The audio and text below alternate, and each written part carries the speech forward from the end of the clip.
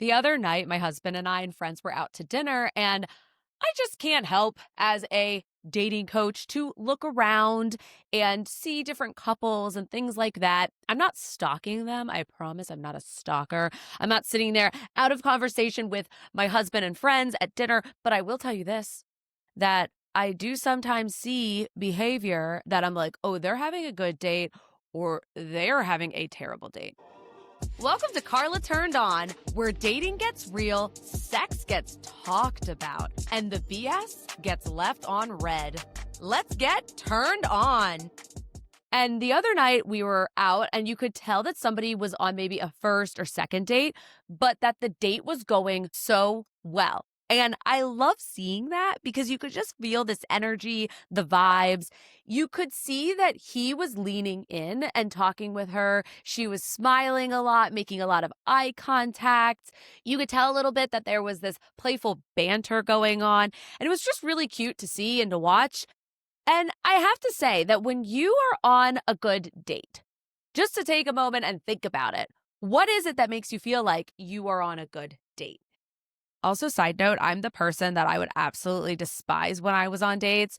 I I hated when people around me could tell or hear what I was talking about on a first date. And it's really funny because on the first date with my husband and I, we got sat next to this really drunk guy at a bar. We went for burgers and we sat at a bar. And when we went to go sit down, the bar stools were very close together. And so there wasn't really room. I don't know why, this is a logistics issue on their part, but I don't know why they had the stools so close to each other and that many right there. But whatever, not my bar, not my burger joint. And there was a guy there who was so drunk. And it was so awkward and funny because he and I had just met and we had just walked in and they were like, oh, we have room at the bar. We're like, cool, we'll just go sit at the bar. And this guy is just talking about and was all over the place. And we were just like, uh-huh, oh, okay, cool. Yeah, great. And then he ended up getting up and just leaving. And then the bartender clearly could tell, if you're a bartender or have ever worked in restaurant business or hospitality, you know when people are on dates. So he could clearly hear. But I was so locked in on that date with him. We were facing in toward each other. We were talking about things. And I remember at the end, he looked at his phone and he was like, whoa, we've already been here for an hour and a half. And I was like, damn, that's crazy. All right, I guess we got to get going.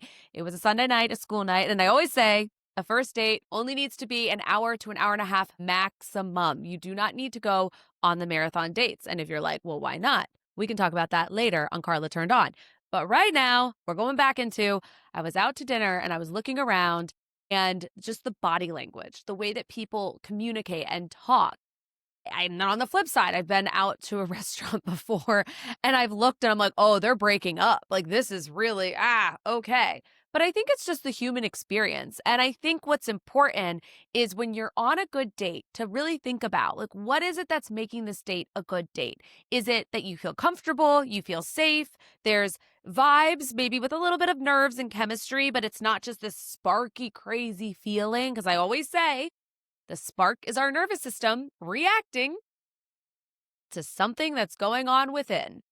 And it's important to really kind of evaluate what would make a good date for you. I used to have this mentality when I would go on dates where even if I wasn't interested in them to be a romantic partner or to have a second or third or fourth date, I could still have a good date. And I think that can be really tough when you're going on so many dates or you aren't getting many dates. So you feel like, oh, this is all or nothing. I just have to go out with this person and screw all of my red flags, deal breakers. I'm just getting on a date with this person. So I feel like I have to try to make this work. It's no, you don't want to go there. Instead of anything, you want to be able to take a step back and evaluate for yourself. What would make this a good date, whether we go out or don't go out again? And for me, it was conversation, being able to just have things in common, get along. They're polite, I'm polite. We're just having a good time and vibing and chatting. That makes a good date. It doesn't have to always equate a date after, or it doesn't always have to equate we're going to be married and however many timelines that you've got going on, and this is what we're doing, and I have the pressure and blah, blah, blah. It's like, no, not at all. A good date is a good date regardless of the outcome. And so you go on this good date. And where does it lead us? All right, we are going to be talking about on Carla Turned On today all about how you want them to match your energy. I go on a whole turned off rant about how they need to match your energy. I am so tired of the saying, match their energy. Bullshit. And we're going to go into that in just a moment here. And then we're going to be hitting on the anxious attachment today and the avoidant attachment style. Why you fall hard and fast and are like, this is it. This is my person. Finally, this is great. And they pull away. We are going to be dissecting all of that push and pull dynamic that goes on when it comes to dating. And then we're going to talk about it, talking about coming and orgasming. And are you having sex to feel loved or to feel good? And what the difference is around that. Because there is a lot that goes into sex and dating that needs to be explored and discussed. No, sex is not just for improvement of couples or people who have been married for years. Sex is all about from day one, from touch number one. But first, let's get turned off right now. The saying, you need to match their energy. Bull fucking shit. They need to match your freaking energy because here is the truth. You match their energy, you're letting them lead. You have become that dog leash situation where they're the dog that's out of control and not well trained. You put them on a leash because that's what you should do in society. You should put your dogs on leashes. And then all of a sudden you just get dragged all around and then the dog starts taking off. You haven't been working sprints lately, so then you start getting dragged by the leash and you're just trying to keep up. You're trying to manage, but you're never going to play tag. You are never going to tag up on that person. So here you are, just getting dragged around on that leash, getting pulled to the left, pulled to the right, matching their energy and going nowhere, directionless. You have needs when it comes to dating. And your energy matters more than their energy. So let's prioritize that, okay? Hey, real quick, don't forget to like and subscribe. And if you want dating support, don't forget to look in the notes below where you can learn all about my guides and how to work with me. And if you want to follow me on my socials, you can find me anywhere at I am Carla Romo. Let's get turned on. When you match their energy, you are adjusting and you are saying, I don't care about whatever is going on within. I don't care that I am looking for a serious relationship. I don't care that I am trying to date in a secure way. If they don't text you back for a day and you're like, I'm going to match their energy and not text them back for a day, you are now 100% playing games and good freaking luck to ever getting in a relationship with them. If you are somebody who is like, yeah, Carla, I want to be in a serious relationship, I'm seriously dating, whether you have goals of having a family, getting married, not getting married, you just want a life partner, I don't care. I don't care. It doesn't matter what your end goal is. Well, okay, back up here. It does matter what your end goal is because obviously you're dating with purpose and intention. But for the purposes of matching someone's energy, at the end of the day, you need to be rooted in what brings out secure relationships. Even if you tend to overthink relationships all the time and you're that person that's always asking your friends for advice or second guessing things, or you leave the date and you're wondering, do I text them? Do I not text them? This goes for guys and women. It goes for both people. It doesn't matter. Both people can overthink. It doesn't matter what you are. Everybody who overthinks is going to overthink these things.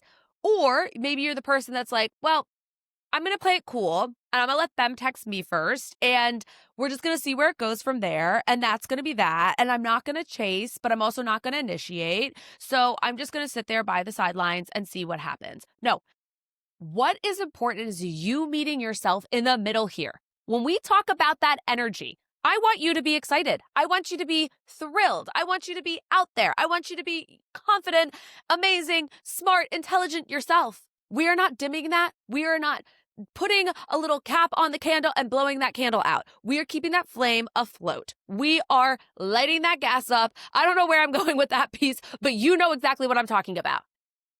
What I want you to do is not dim your light. That is what I think I'm trying to get here. And by doing so, you want them to match your energy. If you had a good date, you text them, had a great date.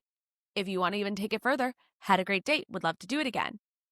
If you are wanting to confirm the date because you're like, I want to just make sure we haven't talked in 3 days and we set a date on this day at this time, want to make sure we're still on, text them, hey, want to make sure we're still on. Between dates, obviously, don't text every day, all day, constantly. It's okay to do check ins or ask really great questions or bring up something you talked about maybe on a dating app right before the first date that's came up that you kind of want to like intro into. I mean, whatever. It doesn't matter, however you want to navigate this. Don't hold back. You want to seem emotionally available because that is how you are going to attract somebody that is emotionally available. The second you match their energy, it's going to throw everything off. You are setting yourself up for failure. You're setting yourself up also, I'm just going to be real with you, to waste your damn time. And I always say that going on dates, you don't waste your time. You can always learn, it's wisdom.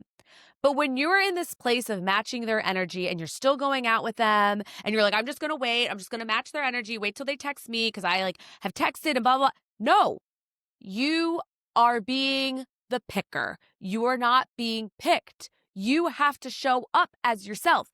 And if you have that fear in the back of your mind, well, Carla, if I match their energy, I'm not going to scare them away. But if I keep doing my energy, maybe I'll scare them away. Seriously, scare them the F away. Scare them. I don't want you hanging out with somebody who gets scared that easily. And if you are real about connection and they're real about connection, they'll reciprocate that. They will be consistent in it. So don't just sit there and trying to match their energy because your energy matters. The right person will step towards you and they won't shrink.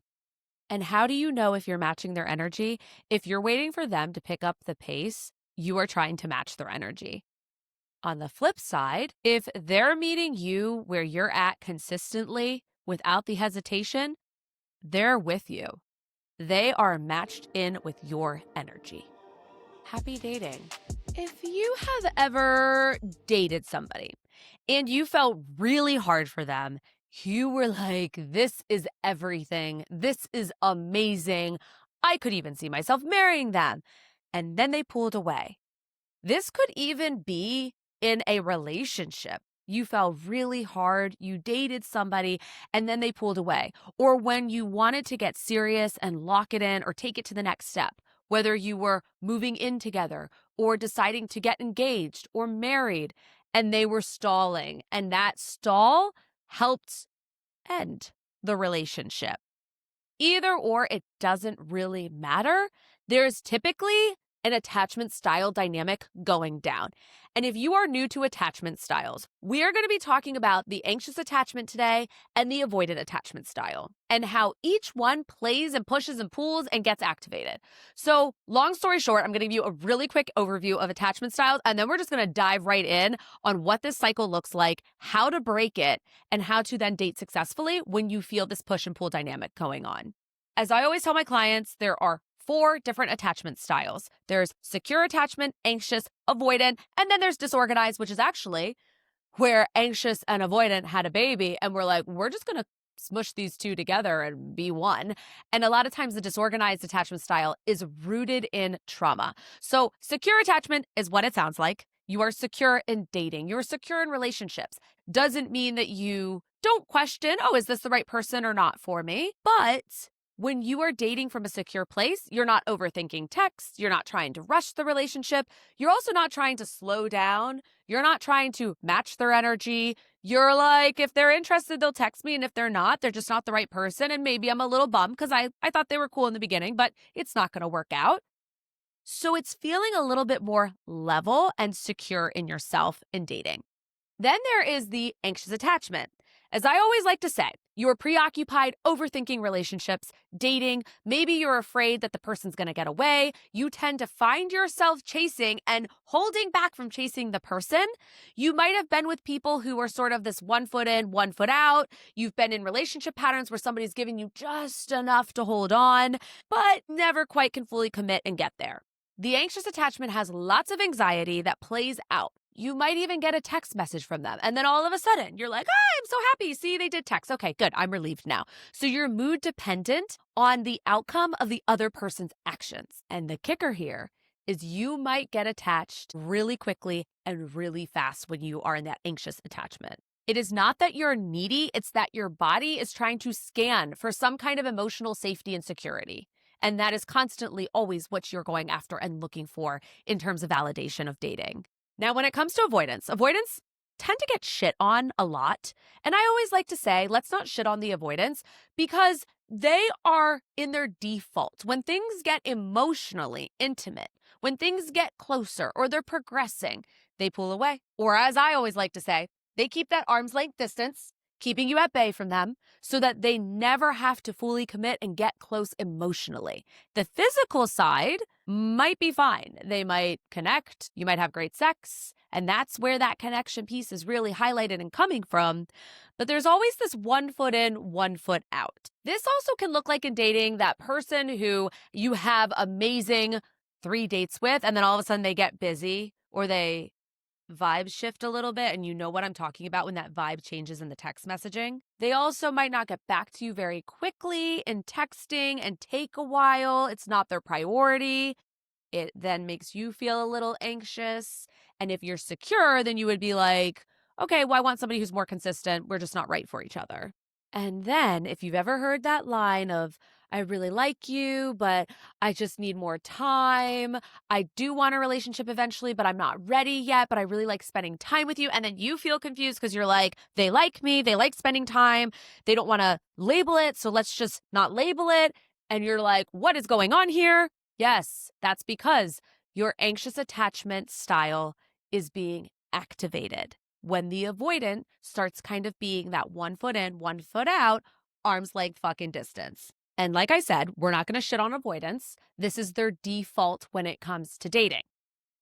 However, then you have the last attachment style, which is disorganized. And like I said, think of anxious and avoidant had a baby. Ta-da! Here it is. And here's the deal with all attachment styles. They are fluid. You can work through being avoidant to becoming secure. I'm working with a client right now who she tends to be avoidant and she is working toward dating in a secure way. So to me, I look at her as, okay, she is in her secure attachment. She gets pulled into the avoidance side. I also have another client and he tends to be anxiously attached. He recognizes what activates him, what type of dates, partners activate that. He knows for himself, okay, I need to stay away from those types of people, not in a negative way. There's nothing wrong with those people, just for himself to not get activated and move to being securely dating in that attachment style. Or some people are secure and default to one or the other, but they typically stay in that secure place. I can tell you right now that I actually used to have the disorganized attachment style, and a lot of it was rooted in trauma. I did so much therapy around it, lots of EMDR therapy, which is a great trauma therapy. If anybody is wondering, how do I look into this? How do I work through it? And now I am securely attached. So I don't want people to feel like, oh my gosh, if I am identifying with one or of many of these attachment styles, that I am stuck, I am screwed here. You are not screwed. You are not stuck. I can tell you this from personal experience of working through my attachment styles to now being in a very secure, loving marriage. And I can tell you from the flip side of working with many clients, I have coached over 1,000 people at this point. I have been doing this for about 8 years. There are so many clients of mine who have had success moving from disorganized to secure, anxious to secure, avoidant to secure. So I don't want anyone here to be listening. I don't want you to think, oh my gosh, I'm screwed. You're not screwed at all. Think about it as data points and why, when you attract somebody, you fall hard and then it ends, is because of this dynamic that is going on. And I think what is so key here is when you are going on dates with somebody, and I call it sort of that crash and burn, where things move really quickly and then somebody pulls away and then it just burns. And this is why I always say, do not go on marathon dates in the beginning. Spread your dates out. Really actually date somebody. Don't go on these back to back. Got together Monday, going on a date Tuesday or Wednesday. I want you to spread out the first and second date. I always say a week, but it doesn't have to be 7 days. It could be we go out Monday, we get together Friday or Saturday. It doesn't have to be 7 days in between. But what you want is consecutive days where you're not seeing this person, where you have space, because that is truly how you grow securely in your attachment style. Secure people who are dating are okay taking a week or a couple days, or say you're going away on business trip and you're not going to be able to see the person for a week and a half. The secure person's like, cool, no problem at all. Let's link up when you get back. They're not overthinking it. They're not sitting there going, I need to seal the deal. I need to lock this in. Otherwise, the person's going to leave. And if you're the one going on the business trip, you might feel the pressure. Oh no, they're going to meet somebody. Remind yourself, ground yourself when your mind is racing. I need to lock this in. They're going to meet somebody or they're not responding. You are doing the picking. You are not being picked. I know I say this all the time, that you are doing the picking, you are not being picked, but it is so true when you're activated in that anxious attachment style. It's almost this visceral reaction. It's like you can't calm down until you get that confirmation text, until you see them again. And then the second you say goodbye, you start to overthink. The spiraling starts again. Or you feel so high in the highs and the lows of them not getting back to you or getting back to you that it is creating this dopamine hit of ups and downs, and then you're on the seesaw. There we go. You're on the seesaw. I just remember seesaws at the playground.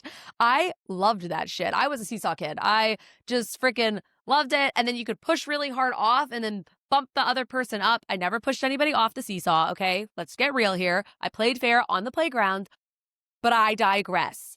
You don't want those highs. You don't want those lows. You want steady. You want it to go slow.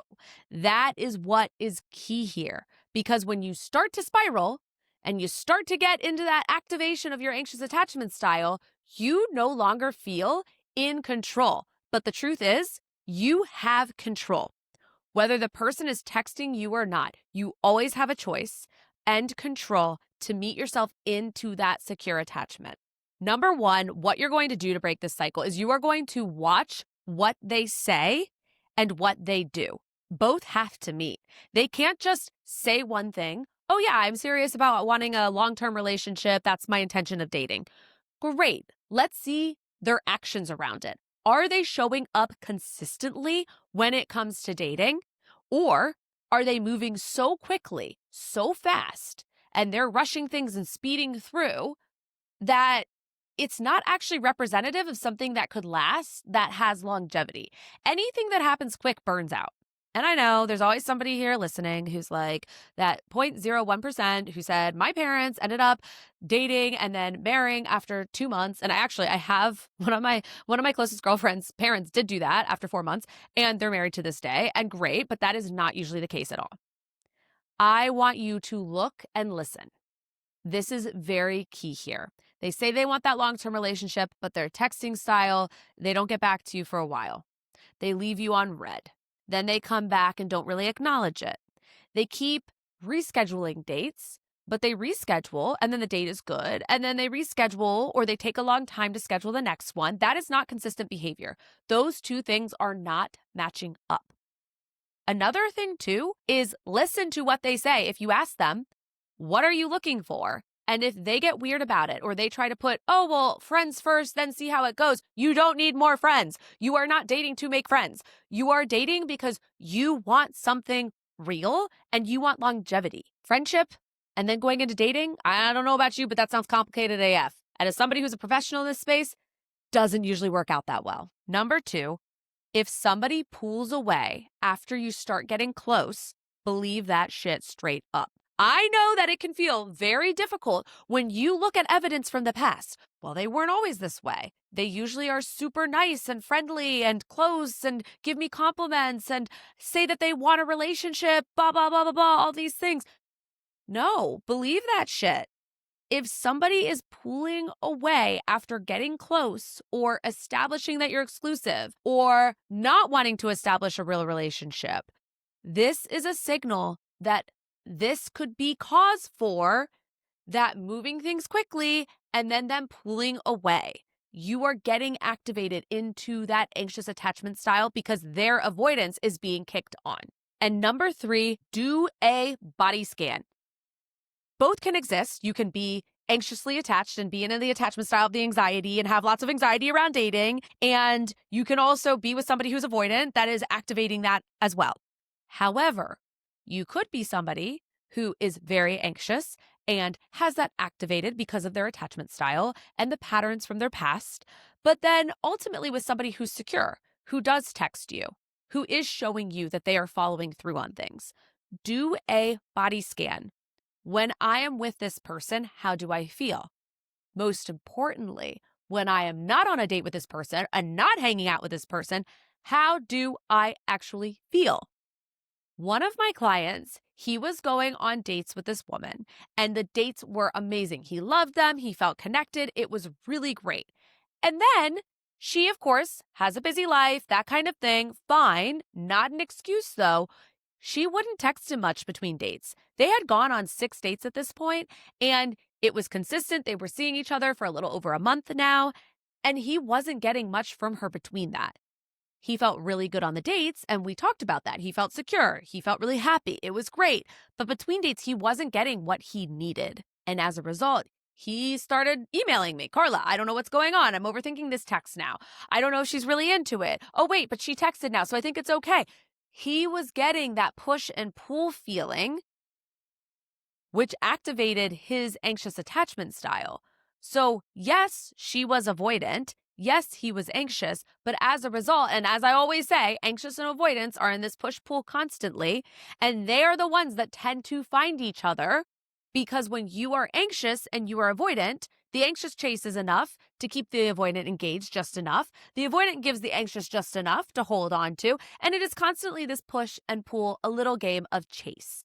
Now, obviously, most of the time, majority of the time, people aren't actively saying, oh, I want to chase or I want to pull away and make this person chase me. It is just the dynamic of how they attach to human beings and in their connection. And the foundation of attachment style is all through how we attach to our caregivers, how we attach to our parents. And by being able to heal and recognize, oh, I am attaching in this way, I am attracting these types of people, you can start to change your own behaviors. Last but not least, I'm going to give you a bonus here. If you are on a date with an avoidant and you ask them, what are you looking for in terms of dating? Watch their body language. Watch and listen how they answer that question.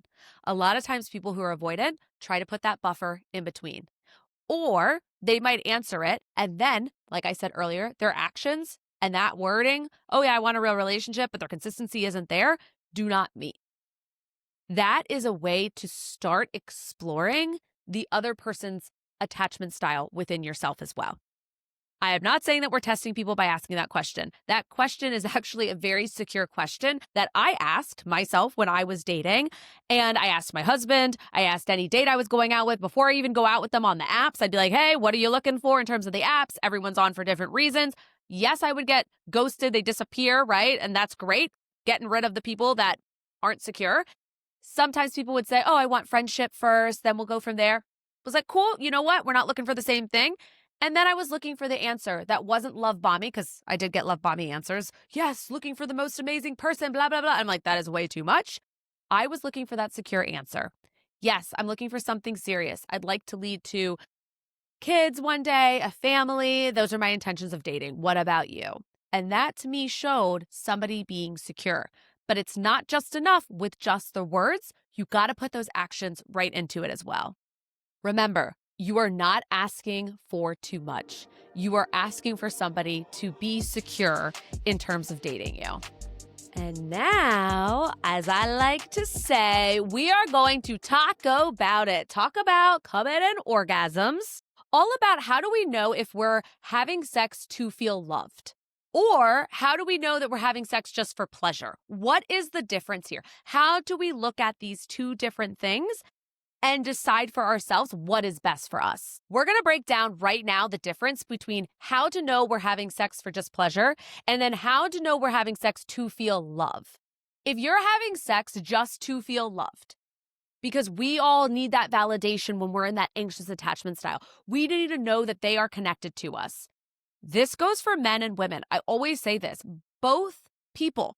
It doesn't matter where you fall in terms of your gender. What actually matters is how are you using sex? If you are using it to feel loved, there could be this attached piece to it where you're having sex hoping that they will feel more connected to you versus I'm having sex because I want to share this with somebody and grow deeper in intimacy together. Now, both, of course, could exist, but if that piece of I really want them to feel connected to me and you're using it as a way to make them feel that connection that's deeper to you, then right there, you might be falling into that I'm trying to feel loved. Another big thing, too, is that you attach faster. So you have sex and then boom, immediately you can't stop thinking about them. Now, I understand we talked about all the endorphins and the dopamine hits and all that good stuff, but ultimately when you end up having sex and you feel that quick attachment and you want to just have sex and more sex and more sex and more sex with them, and you feel anxious, this is the kicker, you feel anxious that if we don't have sex when we hang out this time, they're going to lose interest. They're not going to be as into it. That is back into that trying to have sex in order to feel loved. Another big thing is after sex, you feel anxious. You do not feel grounded. That is key because when we have sex and we are in a secure place and we, once again, I said, having sex to connect with somebody, to grow deeper together, to learn about each other, share a new level of intimacy. And I actually really loved how my client described this the other day. She was talking about how she was having sex with this guy that she's been dating, and they've gone on, I think it was about 6 or 7 dates, and then they decided to have sex. And for her, she said it was an added layer to dating versus it being around the dating. It wasn't like sex was driving them getting together and hanging out. It was as if they would date and the sex was just a layer of the dating process and it wasn't just the whole thing and all about it. That to me is somebody who's secure and grounded. When you are having sex to try to gain love from somebody, you are doing it from a place of anxiety. You want to connect. You want to be closer. You're doing whatever you can to make sure you are finding this connection. It's not like you're intentionally or you're not being honest around sex. It's not like you're using this person. And I want to make that very clear. You're not using this person sexually. That is not what we're saying here. But you are using sex as a way to make sure the person is interested in you, making sure that they are connected to you versus saying, do I really feel like having sex right now? Maybe I'm not really in the mood and I'll let them know, hey, we can have sex next time. Or when do you like to have sex? Let's make this work for both of us.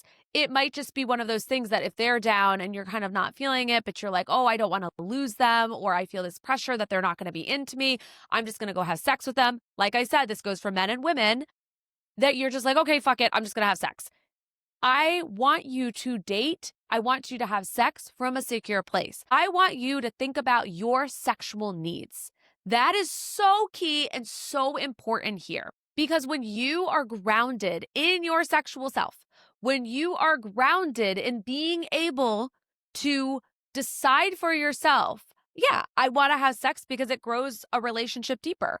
I want to have sex because it's something that we can do together and we can share together versus it being about them or being about yourself wrapped in that anxiety, then you know you're having sex from a secure, grounded place. But only having sex for just pleasure is fine if that's what you want to do. There is no sexual shame here, by the way. Like you do you, no pun intended. But if you're having sex from this place of just purely pleasure, you're probably in more of an avoidant attachment or there's some kind of disconnect there. If you are having sex purely from a place of trying to feel loved, then that is probably because your anxious attachment is activated. There's no right or wrong. It's just about exploring and getting this information. Where am I when I have sex? Really asking yourself this question around dating, around when you want to have sex.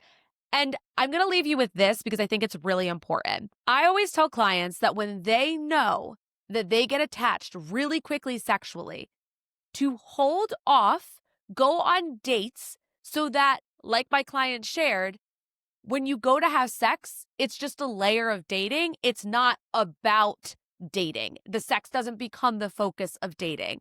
And at the end of the day, have sex whenever the fuck you want to have sex. If you want to just do it for pleasure, or you just want to do it whenever, and you don't feel like waiting, or you wait, or you don't wait, there is no shame. Sex is sex.